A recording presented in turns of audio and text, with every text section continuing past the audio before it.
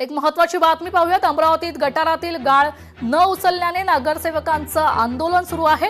राष्ट्रवादीचे नगरसेवक चंदू खेडकर यांचं अनहुक पद्धतीत आंदोलन सुरू आहे। महापालिका प्रशासनाचा निषेध करत खेडेकरांचा संताप व्यक्त होतोय।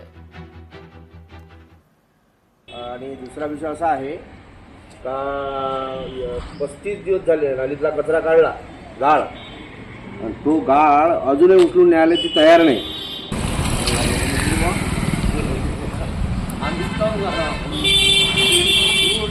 आणि दुसरा विषय असा आहे, ब्रेकनंतर एक महत्त्वाची बातमी पाहूयात। धुळ्याहून भुसावळकडे जाणाऱ्या एसटीचा अपघात झालाय।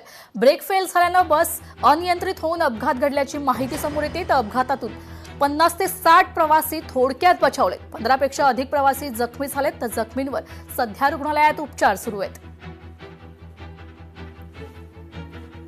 धुळ्याहून भुसावळकडे जाणाऱ्या बसचा अपघात झालेला आहे। त्या अपघातातून 50 ते 60 प्रवासी थोडक्यात बचावले। 15 पेक्षा अधिक प्रवासी जखमी झाले, तर जखमींवर रुग्णालयात उपचार सुरू आहेत। एक महत्त्वाची बातमी पाहूया। पश्चिम बंगालमध्ये विधानसभेसाठी दुसऱ्या टप्प्यातील मतदान पार पडलंय। दुपारी 1 वाजेपर्यंत 61.11% मतदान झालेलं आहे। सौरव गांगुली आणि त्यांच्या पत्नीने देखील मतदान केल्याची माहिती आता समोर येतेय। पश्चिम बंगालमध्ये विधानसभेसाठी दुसऱ्या टप्प्यातील मतदान पार पडलंय। तर दुपारी 1 वाजेपर्यंत 61.11% मतदान झालेलं आहे।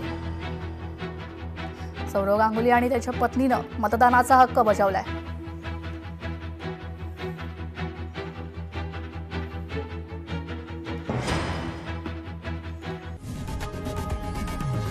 लोकशाही मराठी ऐका, पहा, जागरूक रहा।